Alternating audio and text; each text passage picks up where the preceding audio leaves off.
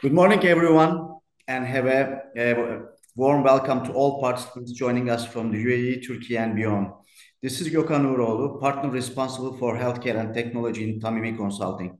On behalf of Tamimi Consulting, it's truly a pleasure to host this joint webinar with our partner, Enocta. As many of you know, Tamimi Consulting has been working for over 15 years to support more than 1,000 companies from Turkey, Europe, and across the GCC in entering and growing in the UAE market across all the industries. And through this experience, one message really has become very clear. The organizations that invest in people, in skills, and in digital capability building are the ones that thrive and lead transformation. Today's session with Enocta, one of the region's most established digital learning and talent development leaders, comes at exactly the right moment. As technology, AI, and automation continue to reshape how we work, the real competitive advantage now lies in how fast organizations can identify, develop, deploy the right skills across their workforce. I would like to thank the Enocta team for their partnership and expertise in making this session possible. And of course, thank you all of you for taking time to join us today. We hope this discussion will provide you the practical insights and inspiration to help shape your own organization's learning and development journey. Now, without further ado, let me hand it over to our esteemed speaker for Enocta, Mr. Sercan Çelebi, CEO of Enocta, who will take us through today's presentation. Thank you. Dear Gökhan, thank you very much for the warm welcome and for the introduction. Hi, everyone. Thank you very much for taking the time. We'll be together over the next hour or so. But it's not every day that I speak to so many HR leaders. So let me start by doing something that I usually do, and let me speak to my mentor a little bit and see what he has to say about this. So allow me to share my screen very briefly. And here is Professor Baltash. I'll tell you a little bit about him in a minute. But let's see what he has to say about this.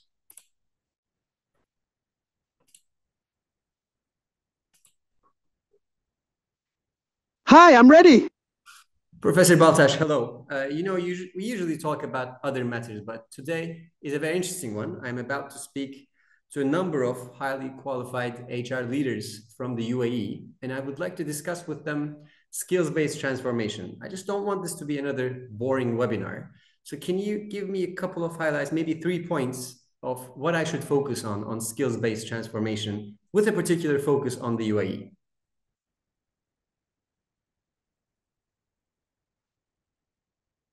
That's a meaningful and timely topic. Thank you for sharing your audience profile with me. When discussing skills-based transformation, especially with HR leaders in the UAE, you might think of it this way. First, emphasize the shift from traditional job roles to dynamic skill sets. Modern organizations, especially in rapidly developing regions like the UAE, benefit from focusing on the skills people bring rather than their official titles. This approach creates greater agility and adaptability in the face of fast change. Second, highlight the importance of lifelong learning and upskilling. In the UAE, where strategic national visions aim for knowledge-based economies, encouraging continuous learning supports both organizational growth and employee employability. Third, address the cultural and technological context. Skills-based transformation thrives when digital infrastructure and human relationships are balanced. It's crucial to align this change with both organizational values and the UAE's. Professor, on that point, what do you think is the role of a technology partner in skills-based transformation?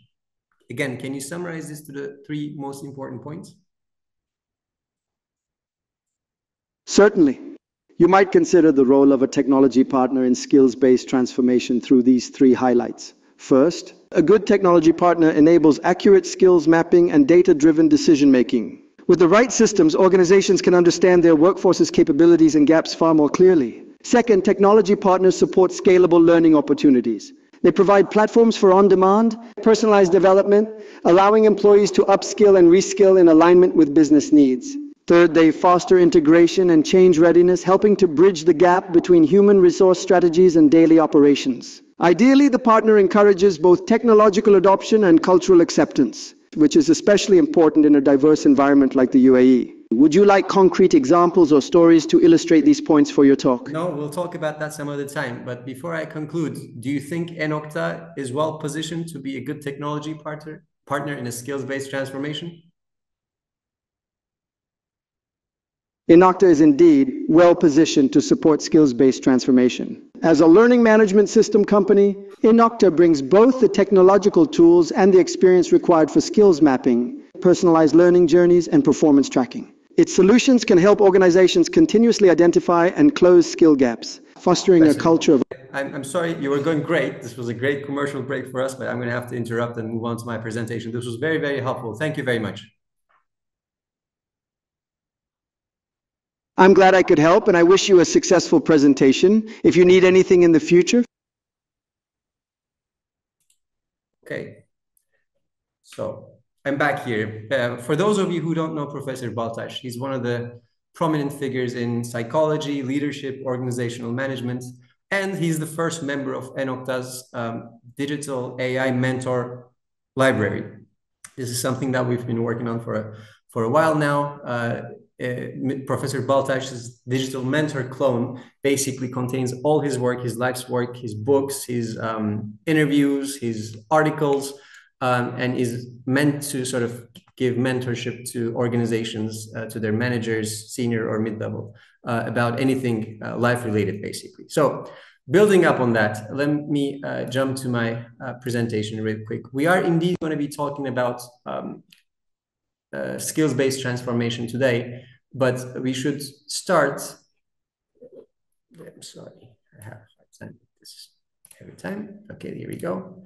We're going to be talking about skills-based transformation today, but let's really start where the whole thing originates, right? So today we're going to talk about how the workforce transformation happening, and why and in what form that leads to a growing skills gap. We'll talk briefly about where to begin in addressing this, talk briefly about the challenges as well as some frameworks and approaches how to tackle, how to initiate skills-based transformation within the organizations.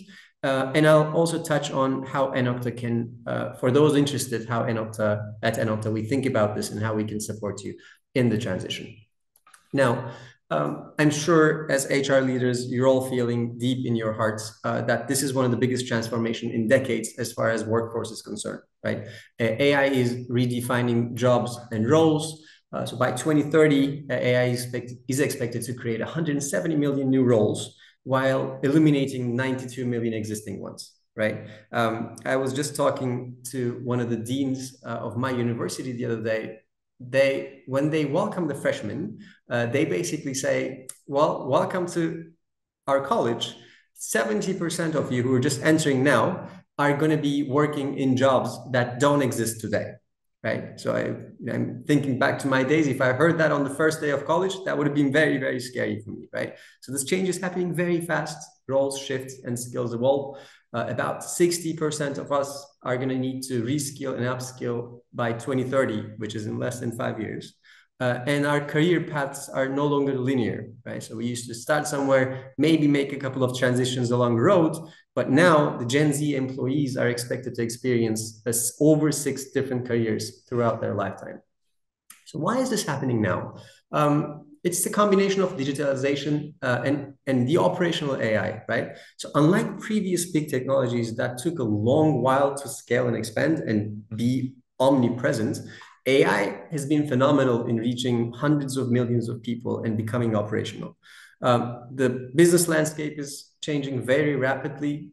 This has some international politics aspects, but macroeconomic aspects as well. But things are moving and changing very, very rapidly, which creates the need for agile organizations, just like Professor Baltash said, right? So it's not like we can't make 5-year, 10-year plans anymore. We need to be agile in the way we think about business and organizational strategy, which comes along with the need for lifelong learning as a necessity. We need to be on our toes at all times and continuously learn to adapt to these to the need for agility.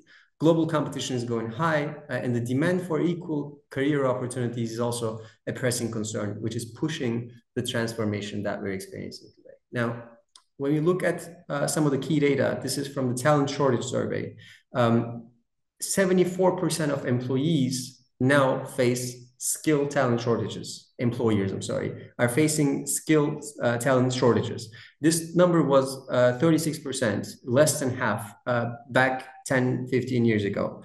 And indeed, when we look at what the organizations think is the biggest barrier to organizational transformation, the skills gap really is at the top of the list, right? 2/3 of organizations think that the skills gap is the biggest barrier to organizational transformation. Now, what the organizations do in response to this, right? 85% of organizations today, this is from the World Economic Forum Future of Jobs survey last year, 85% think that upskilling the workforce is the answer to addressing the skills gap and taking a position against the workforce transformation. Now, this data is particularly interesting for me because one, upskilling the workforce, which is the reason for why my company exists, is at the top of the list. And two, if you look at the bottom of the list, you see, offshoring significant parts of the workforce, moving operations, reshoring, nearshoring, friendshoring, or reducing staff whose skills are becoming less relevant, right? So what that means is companies aren't doing the following. They're not just going somewhere else, or they're just not taking people out of the picture who don't have the right skills. Instead, they focus inward and try to understand what they can do with what they have available. So people who are dedicated to make those organizations successful, people who are willing to put in the work, how can we upskill them to take them to the next stage and to take them along the journey of this transformation with us, right? And a couple of examples of industry leaders who have already begun this transition, right? So this is not something that's going to happen in the past. The shift has already started. The workforce transformation has already started. So the gap is still there. And industry leaders are actually taking position in how to tackle this. Salesforce, for example, launched Career Connect in 2024. It's an AI-driven internal talent platform offering skills-based personalized career paths, right?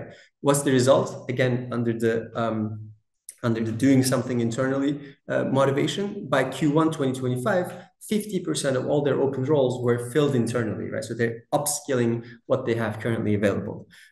Same is true for IBM. They shifted from a degree-based hiring to a skills-based model by redefining role-specific competencies. And again, as a result, their employees now spend almost 90 hours per year on learning, and upskill employees of IBM are 20% more likely to transition to new roles, better roles within the organization. Walmart has a very similar program. They adopted a skills-first approach for about 1.7 million employees, again, by defining role-specific skills and delivering targeted training through the Live Better You program. Their 400,000 employees are now transitioning internally into new roles, upskilling them and thereby upskilling the company itself. Now, where do you begin this, right? So these transitions, and I'll tell you a little bit about Enocta. We work with a bunch of organizations across a number of industries. This is not an easy task, right? So sometimes it may appear as a bite too big to chew.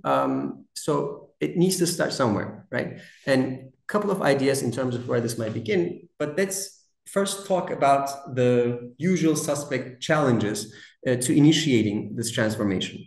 The biggest challenge by far, and that's been our experience as well, the cultural resistance and change readiness, right? This is a transformational matter. It's not easy to initiate. Once it's there and once it begins, people actually enjoy it and continue.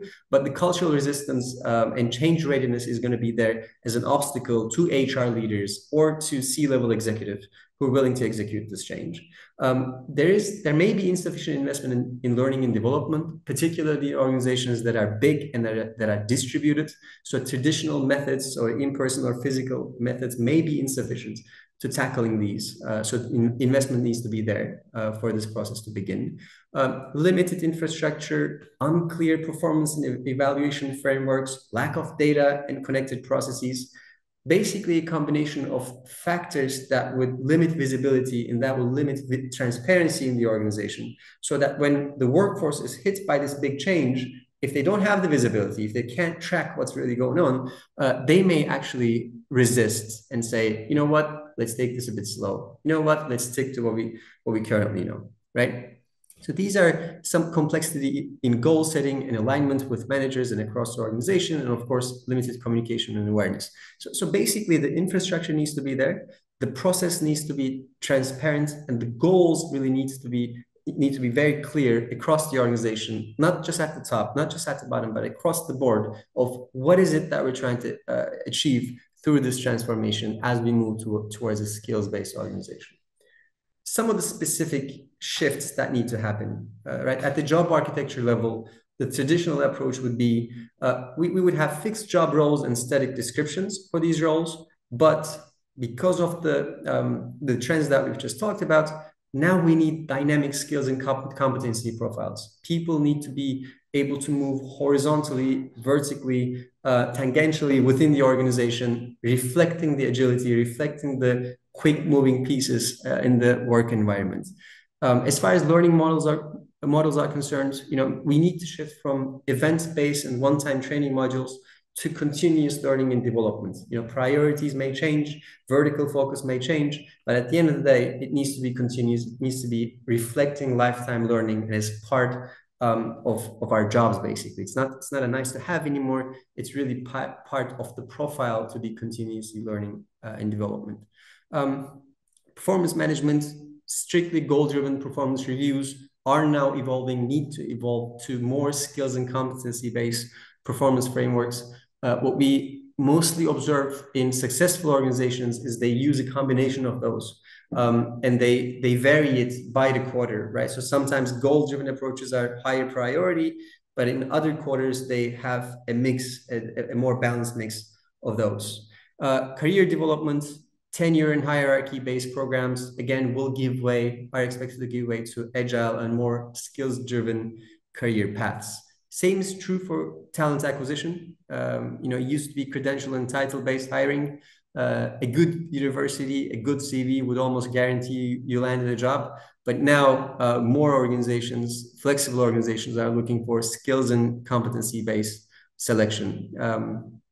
Workforce agility, from a single role accountability, it becomes a cross-functional and multi-skill flexibility reflection in the work environment. And finally, from an organizational culture perspective, from a rule and process-oriented mindset, again, agile and improvement-focused culture. Now, all of this is actually part of a DNA change within an organization that's almost like a three-step approach. The world is changing. It's very rapid. So we need to be agile as an organization. Gökhan mentioned in his introduction, and we say this in Turkey a lot, and I'll say this in Turkish, and I'm going to translate it right away. The winners are going to be the organizations, daha çok bilen değil, daha hızlı öğrenen kurumlar başarılı olacak. So it's not going to be the organization that know the most today. It is going to be the organizations that learn the fastest that are going to be successful in the future. And I think within the definition of that learning, it's not just traditional and formal learning of learning how to do the job, but it's also being able to adapt your DNA to these agilities, being able to recruit better, acquire talent better, and offer more agile and more clearly sort of defined career path to the organization. There is a 5-step framework that we also follow in our products as we approach this to managing the talent cycle. Number 1 of the 5-step framework is skills profiling. So with the organizations that are using our technology platform and that are doing skills-based transformation as a priority, first, we do skills profiling, right? So we identify the skills that are needed to future-proof the business. So Sercan, as the CEO of Enocta, what are the competencies, what are the skills that he needs? As a second step, those skills are assessed. Is he a good communicator? Can he see the big picture? Is he analytical? Where are the gaps in his skills to make him a better CEO of this technology company? Then the platform offers me a targeted development plan, right? So let's assume my desire to network at team events or dinners is a development area, which it truly is. How do we tackle that, right? Does he need a mentorship? Does he need learning and development programs? Does he need online courses? So there's a targeted development plan for me based on the gap analysis in step number 2. That then evolves into an integrated learning and performance tools management, which is basically we're making all this investment in Sercan. We know where his gaps are and we're investing in it. Now, how is that reflected in his performance, right? Has he become a better CEO? Is the company performing better? Does his team actually enjoy working for him? Are the turnover rates lower, etc.? But at the end of the day, these all need to be tied back to business KPIs. And from a CEO's perspective, who's going to make this decision to make these investments, number 4 basically transforms the whole story from a cost item. We've spent all this money on all these people, to a return on investment item. We've spent all this money and now we've achieved the following for the company. It becomes an investment, and this is a crucial part. And you will see now in our integrated approach, performance tool and business KPI reflection is going to be a prominent and indispensable part of the entire process. And finally, tracking progress and support is basically going to be key to scale this and to make it sustainable. If you talk to someone, or if you onboard someone in this process and only speak to them once in a year, it's not continuous. It doesn't become part of their lives. But once we have the systems in place to make that feedback loop continuous, and people know what works and what doesn't work, it really becomes part of the company's DNA. And for that, we need continuous progress tracking and continuous support systems. Now, let me take a quick pause here. I'm sure my friends are sharing with you messages in terms of, if you want to know more about our solutions, etc., you can sign up and we'll share more information with you. I'm going to assure that this doesn't turn into product demo, but I want to tell you guys briefly about how we approach this as a technology partner with the companies that we're currently working with. Right. Very briefly about us. We've been around for over 20 years. We're the market leader in Turkey now in talent intelligence and skills-based learning solutions. We work across 25 industries, all the way from banking to technology, aviation. We work with the Turkish Armed Forces, which we're very proud of, defense, insurance, automotive. We have close to 600, it says 550, but now we're at 570. Hopefully, we'll have about 600 by the time we close this year. And we have over 3 million people who are using Enocta platforms to develop themselves, right? In a given month, about 600,000 unique people actually enter our platforms, log into our platforms to develop themselves, upskill themselves against or to make the best of this talent transformation that we just spoke about. Now, how do we do this? Our talent intelligence suite is our core product, which is a 4-step integrated approach in what we just talked about, right? Let's briefly review them. But the 4 steps are learning and development management, digital content solutions, which then ties into performance and development management. And finally, at the company level, we will conclude with talent and career management, right? First 3 steps all the way to career management are at an individual level. Those are the steps that I need as an end user to upskill myself and track my performance. Now, the yellow one, the last bit, is at the corporate level. How does the company make use of that data, of that information to better manage its talent? Now, under learning and development management, this is where we begin the process, the 5-step framework that I just talked to you about. It starts with a custom skills and competency mapping. For every role or for every job description, we do a custom skills and competency mapping. Where are the gaps? Where are the development areas?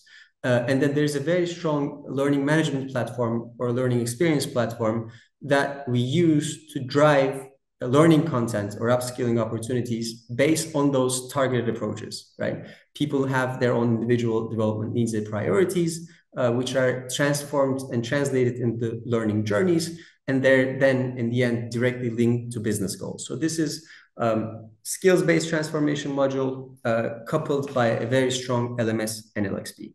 Now, I'm not going to show anything else, but there's one thing that I'd like to show with you, one of our products, and it's called Enocta Personas. It's brandly new.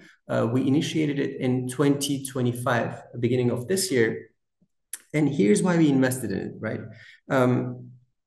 When you look at the learning framework of 10, 20, 30, 10% of what we learn through formal learning channels, like watching something, reading something. 20% of what we learn from our peers, asking how they do it. And 70% actually we learn by doing it ourselves, right?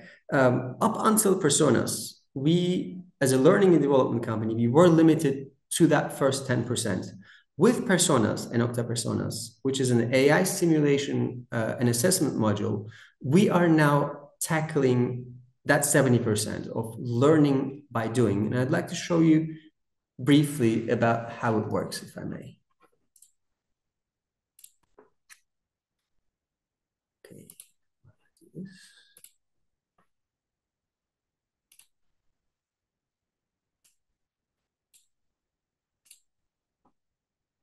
Okay, I hope everyone can see my screen now. This is, by the way, the Enocta LMS and the LXP. This is our demo environment. Let me switch to English real quick. We operate in 32 different languages across the globe.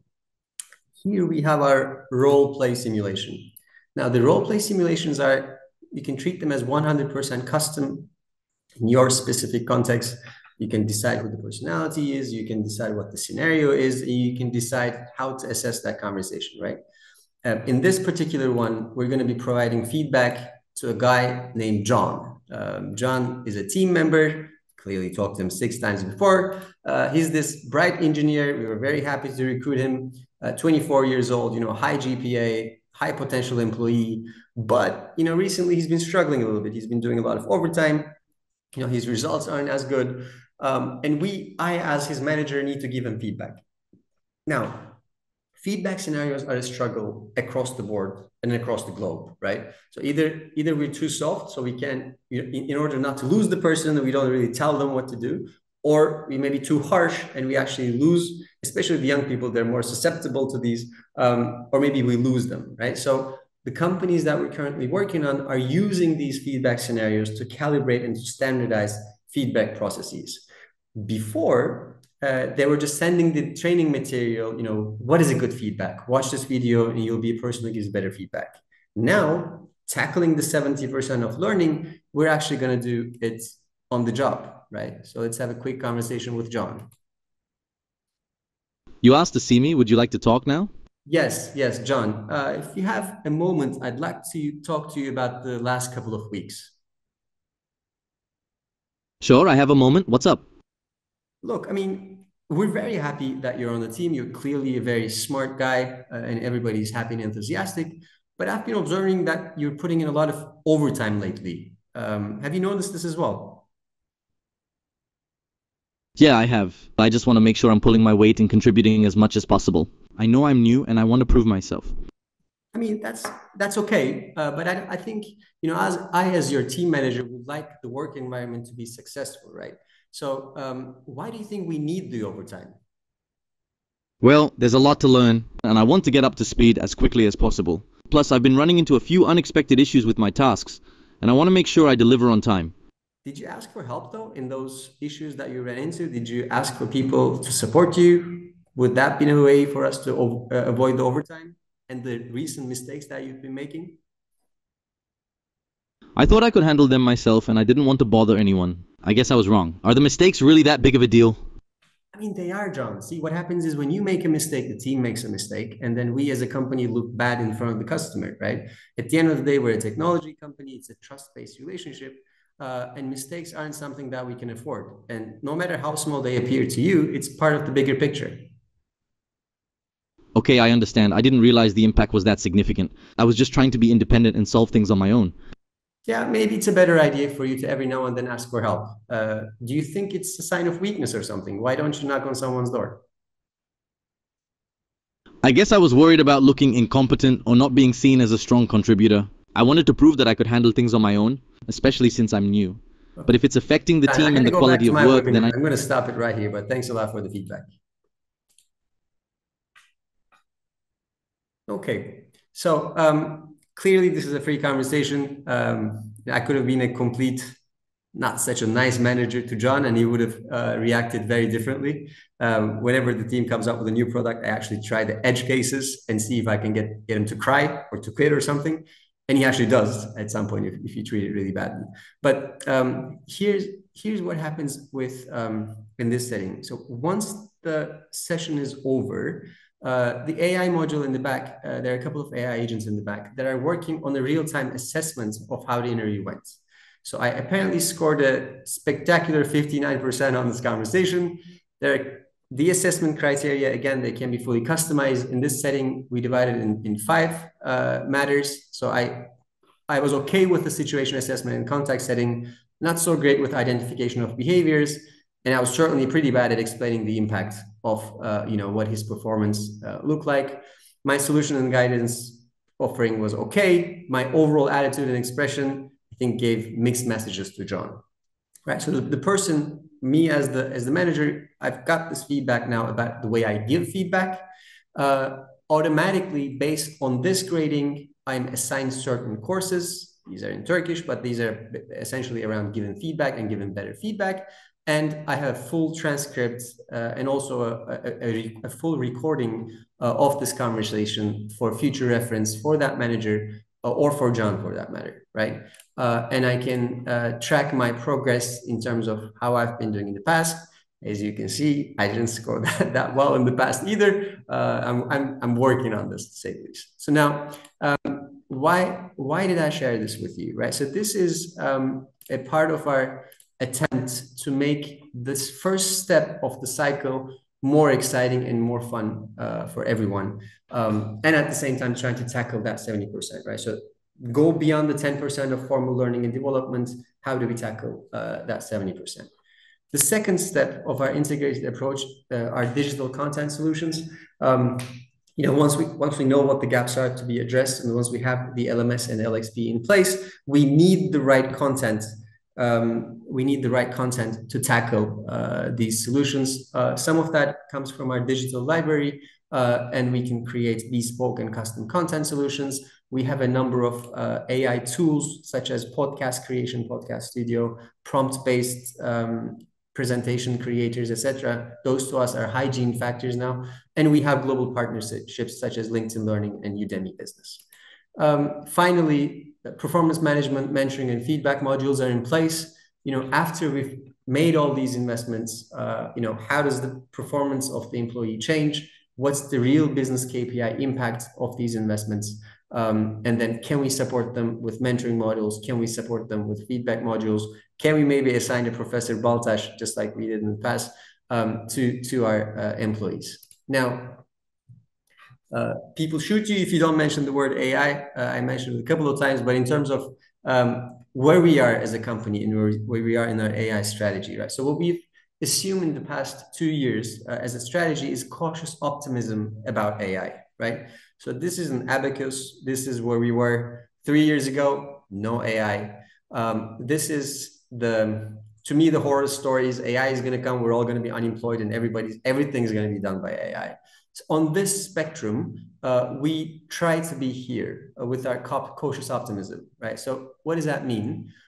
We know there's a transition that's coming with AI, and we know the way we do business is going to be magnificently different over the next couple of years. But we don't know when that's going to be. And the human in the loop is a reality. And I think we, as a company that thrives and that lives on talent management, our focus is really the people. So instead of being paralyzed by that big wave that is coming, we picked and prioritized coming up with real solutions to acute problems with AI. And we came out with specific products. And you saw one of them, Personas, the AI simulation, so that we can tackle that 70% of learning by doing. You saw the digital mentor, Professor Baltash, in the beginning. How do we scale access to mission critical people that in a normal life setting we would never have access to? And there are a couple of other acute pain points that we've identified and created AI solutions to. Number is small. The tools work very well. So we weren't paralyzed by the analysis of what is AI going to do. And we're keeping an eye on what the bigger trends are and where that might lead us, right? So cautious optimism has worked for us in the past couple of years, and that's how we intend to continue in the next couple of years, right? So allow me to wrap up here. I think I'm right on time, right? Sparkcode has my contact information in case anybody wants to reach out. And let me stop here and maybe go back to Gökhan or some of the other moderators. If we have time, I'm happy to take some questions or comments, depending on how you want to continue. Excellent. Thank you very much, Serjan, for the excellent presentation, and thank you for all joining us today. It's really very impressive to see all the developments from your side. And again, I mean, we hope that the session was valuable and inspiring for all of us. And if you'd like to know more about, I mean, about the products, and if you want to wish to explore the next steps, both Tamimi Consulting and Enocta are here to support you. And thank you. I don't know if there's anyone with a question, but if not, have a great day. And I'm looking forward to seeing you in person or in our next event. I'm seeing that there was a question. All right, let me read the question. How do you see AI accelerating the adoption of skills-based models in the region, especially for industries like retail, telco, and banking, where workforce scale is very, very large, right? Now, this is an excellent question because this is a practical, real-world experience question. Retail, telco, and banking are luckily our top 3 sectors in Turkey as well. And one of the biggest challenges they run into is, the workforce is very diverse. So they have HQ people, they have field people, they have people all over the country. And there are barriers. There have been traditional barriers into scaling learning and development and upskilling, and hence the transition into skills-based models in these large and dispersed organizations, right? So how do we overcome them? First of all, the technology infrastructure, once you have it in place, it removes some of the most critical barriers in terms of transparency and visibility, right? Once you have a tool in place where everybody can see everybody's goals, the OKR is there, performance tool is there, personal development journeys are there, where are we going to go as an organization, where are we going to go as a district, as a region, where are we going to go as a banking branch, and where am I going personally? Once you see that cascade in a single tool, in a single user-friendly tool, that actually eliminates a big chunk of the problem, because our experience says that the biggest issue, the biggest complexity is the information exchange in these complex and large settings, right? So once everything's in place and it's transparent, it solves a big chunk of the problem. Number 2 is AI is mission critical in making certain things feasible that used to be not feasible in the past, right? So some of the companies that are using our tools, and one of them is one of the biggest retail companies, is this company comes up with new products all the time. And before, when they were giving news of those new products to their sales organization, it was in the forms of PDF, it was in the form of a video or something, and they were supposed to watch it while running around from door to door in a B2B or in a B2C setting. Now, what we've done with personas is we've actually created the archetypes of the people they wanted to sell to, right? So there's a jewelry store owner, there's an electronics shop owner, there's a beauty center owner, and these real people are now given to the sales team.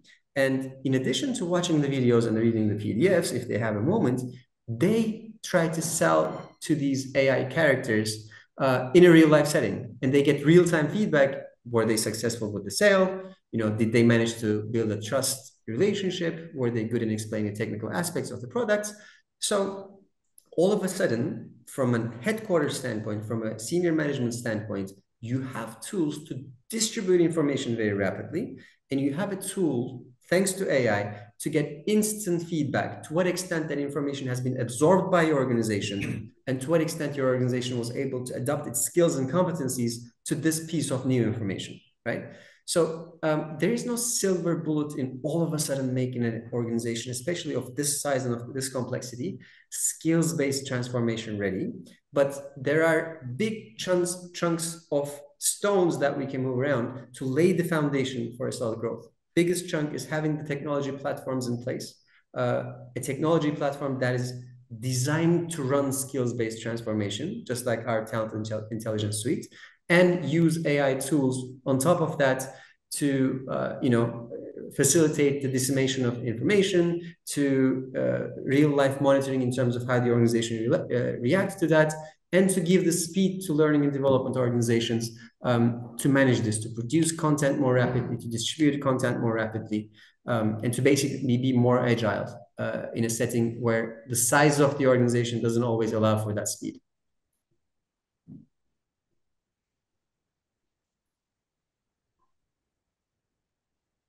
Okay, there's another question. It says, how is the CHRO role evolving as organizations shift towards a skills-based operating model?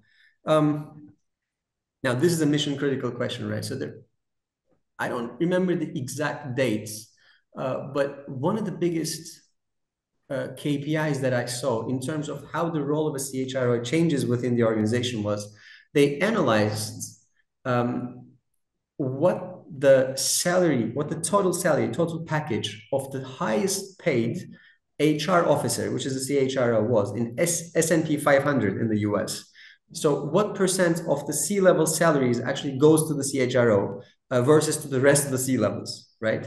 And there's a drastic increase of the top highest paid C-level HR executives are getting out of that portion, right? It's like a tenfold increase or something, right? Before, the HR department was seen as an operational department. It just runs the process and that's it. Hence, smaller package. Now it's perceived as a strategic department, hence the higher package, but hence the higher expectation, right? So I think the short answer to that question is the role of the CHRO is a mission critical one. The industry is changing very rapidly. The skill gap is real. It's here today, and our organizations need to move with that.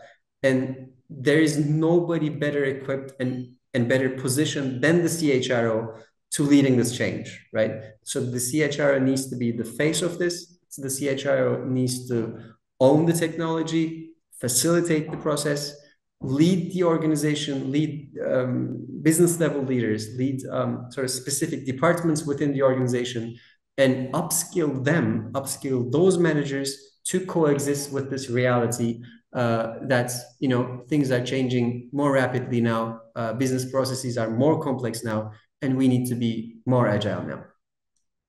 Okay, so I think it's far beyond the operational role that it was perceived 10 years ago. It's as strategic to a company as it can get these days. Do I have time to answer a final question, Gökhan? I think so, yes. Yes. Okay, there's one more that I'm seeing. How do you see executive coaching evolving with AI? Do you have a solution for this? Okay. Am I allowed to go back to Acar Baltaş? Okay, so I actually showed it in the beginning of the webinar. Maybe the person who asked the question wasn't there in the beginning, but that's lucky for me because I get to use this again. This is my favorite. So for those of you who joined us later, this is Professor Baltaş. He's one of the prominent figures of psychology and leadership in Turkey. And he's a digital mentor, and he's been trained with all his life work, basically, of Professor Baltaş. I'm lucky enough to know him one-to-one, but our intention now, and this product is live now, is to introduce him to thousands, if not tens of thousands of people across the country, so that they're lucky enough to at least have an exposure with them, right? So we can actually treat him as a 24/7 executive coach. This is his life's work, and let's ask him something. Hi, I'm ready. Professor Baltaş, I have a direct question for you. How do you see executive coaching evolving with AI? Please answer in the context of my current relationship with you now as my AI mentor. That's a thoughtful question and quite relevant to our interaction. Executive coaching will increasingly benefit from AI by offering data-driven insights and on-demand feedback, much like the personalized guidance I provide now. However, you might think of it this way. While AI can supply rapid analysis, track progress, and suggest action steps, the heart of executive coaching will remain focused on human growth, namely self-awareness, empathy, and wisdom in decision-making. My experience has shown me that effective coaching depends on asking meaningful questions and reflecting on deeper motivations, areas where human mentors still hold a unique advantage. As your AI mentor, I can help you clarify your goals, practice self-reflection, and provide resources for learning. Yet the most profound changes often come from conversations that blend analytics with true understanding. How do you feel about receiving feedback or development advice through AI rather than solely from a human coach?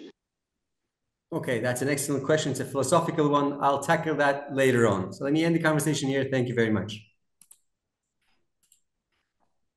So whenever I talk to him, I can't stop the conversation without actually thanking him and saying goodbye. This is a very, very weird reflex. I'll have to beat it. But, you know, that's his response. My perspective is we all need mentors, life partners, people that we can speak to openly in terms of developing ourselves, because whatever we talked about at the organization level affects us as leaders of organizations as well, right?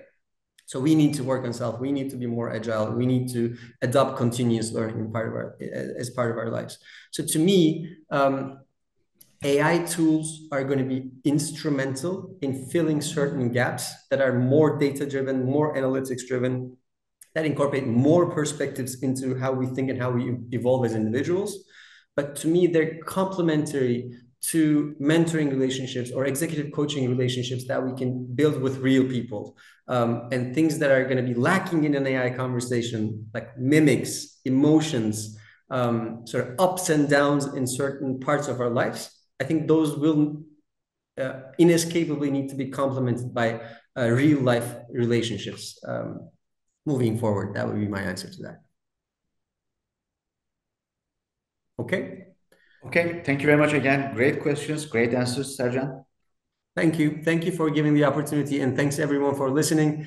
I'm seeing we didn't lose anyone throughout the conversation. That to me is the biggest KPI.